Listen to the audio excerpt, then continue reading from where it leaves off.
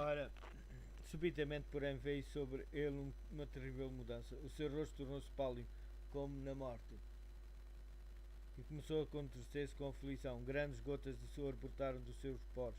Durante alguns momentos ficou como que trespassado pela dor e pelo terror. Então, voltando a cara lívida para os seus amigos horrorizados, exclamou em tom rouco e desesperado: aquele que exaltaram como um deus está ferido de morte. Foi retirado daquela cena de orgia e ostentação, sofrendo a mais profunda angústia. Um momento antes ele tinha sido o alvo orgulhoso do louvor e da adoração daquela vasta multidão. Agora compenetra-se que está nas mãos de um governador mais poderoso do que ele próprio. Os remorsos enchem o seu coração. Lembra-se da sua implacável perseguição aos seguidores de Cristo. Lembra-se da sua ordem cruel para matar o inocente Tiago e do seu plano de tirar a vida ao apóstolo Pedro. Recorda-se como, por causa do seu desagrado e da sua raiva provocada pela decepção, se vingara injustamente dos guardas da prisão. Sentia que Deus estava agora a lidar com ele, o implacável perseguidor. Não encontrava alívio para a dor do corpo, nem para a angústia do espírito, e nem esperava encontrar. Herodes conhecia a lei de Deus, que diz: não terás outros deuses diante de mim. Êxodo capítulo 20, versículo 2, 3. Sabia que, aceitando a adoração do povo, tinha inclinado a medida da sua iniquidade e acarretava sobre si a justa ira de Deus. O mesmo anjo que viera dos palácios reais para libertar Pedro tinha sido o mensageiro da ira e do juízo sobre Herodes. O anjo tocou em Pedro para o despertar do sono. Foi com um contacto diferente que ele feriu o ímpio rei, derrubando o seu orgulho e trazendo sobre ele o castigo do Todo-Poderoso. Herodes morreu numa grande angústia de espírito e corpo, sob o juízo retributivo de Deus. Esta demonstração de justiça divina teve uma poderosa influência sobre o povo. As notícias de que o apóstolo de Cristo tinha sido miraculosamente libertado da prisão e da morte, enquanto o seu perseguidor fora atingido pela maldição de Deus, chegaram a todos.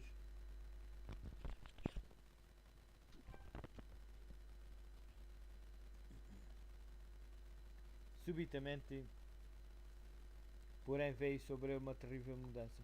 O seu rosto ficou pálido como na morte e começou a contorcer-se.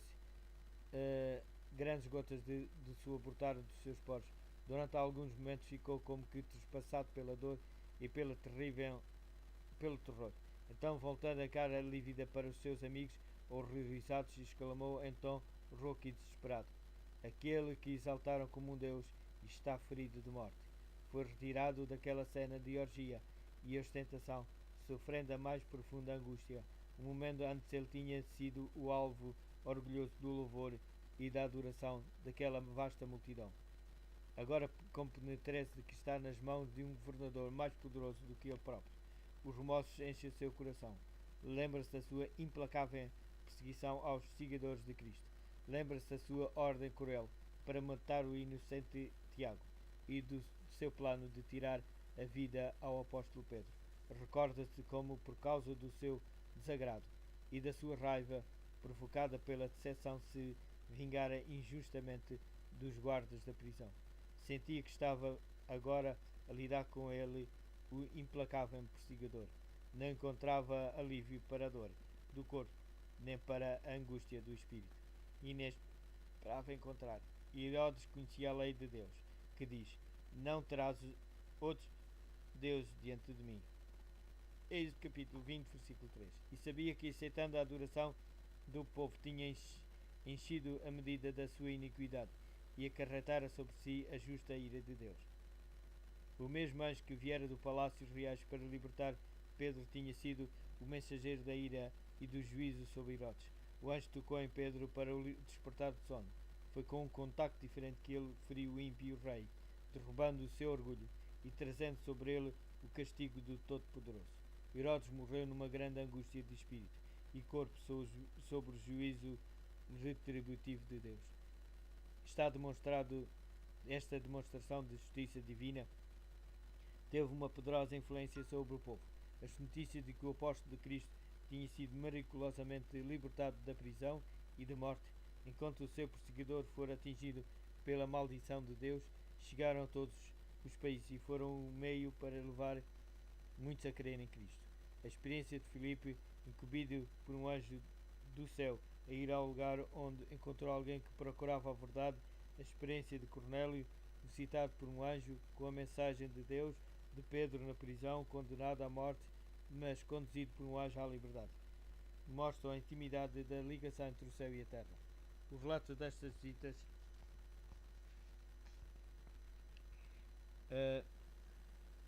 e força hoje tão verdadeiramente como nos dias dos apóstolos.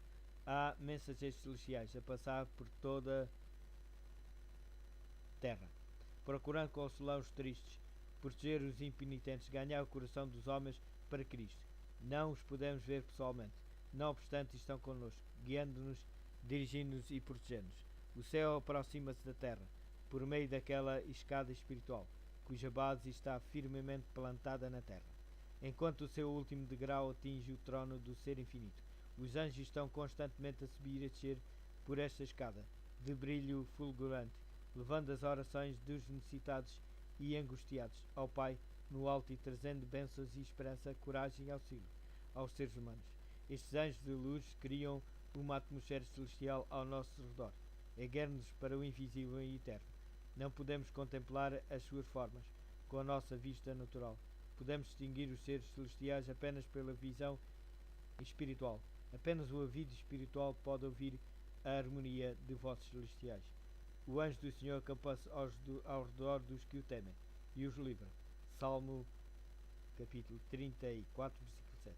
Deus encarrega os seus anjos de salvar os seus escolhidos da calamidade, de guardá-los da peste quem anda na escuridão e da mortandade que assola ao meio-dia. Frequentemente anjos falam com homens do mesmo modo como um homem fala com o seu amigo, e tem-nos levado para lugares onde estão livres de perigo.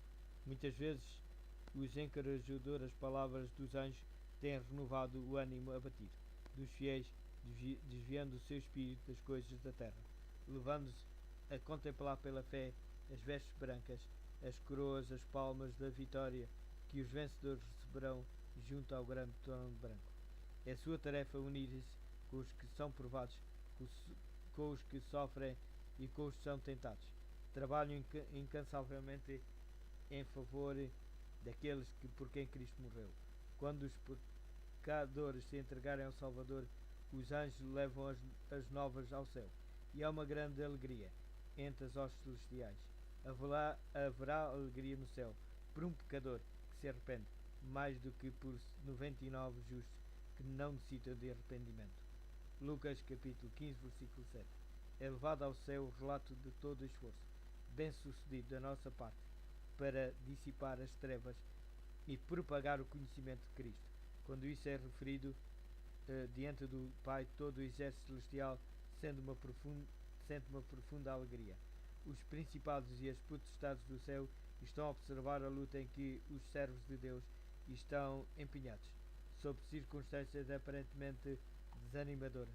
Novas conquistas estão a ser conseguidas, novas honras ganhas. Quando os cristãos se reúnem à volta da bandeira do seu Redentor para combater o bom combate da fé, todos os anjos celestiais estão ao serviço do humilde e crente povo de Deus. E quando o exército de obreiros do Senhor entoa os seus cânticos de louvor aqui na terra, o coro celestial une-se com eles no louvor a Deus e ao seu Filho. Precisamos de conhecer melhor do que conhecemos a missão dos anjos. Convém lembrar que cada verdadeiro Filho de Deus tem a ajuda dos seres celestiais, exércitos invisíveis, de luz e poder, auxílios mansos e humildes que creem nas promessas de Deus e as reclamam. Querubins, serafins e anjos magníficos em poder estão à destra de Deus, sendo todos eles espíritos ministradores, enviados para servir a favor daqueles que hão de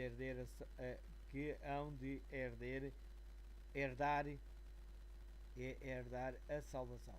Hebreus capítulo 1, versículo 14. E chegou a parte a segunda sessão, e o cristianismo chega aos confins da terra.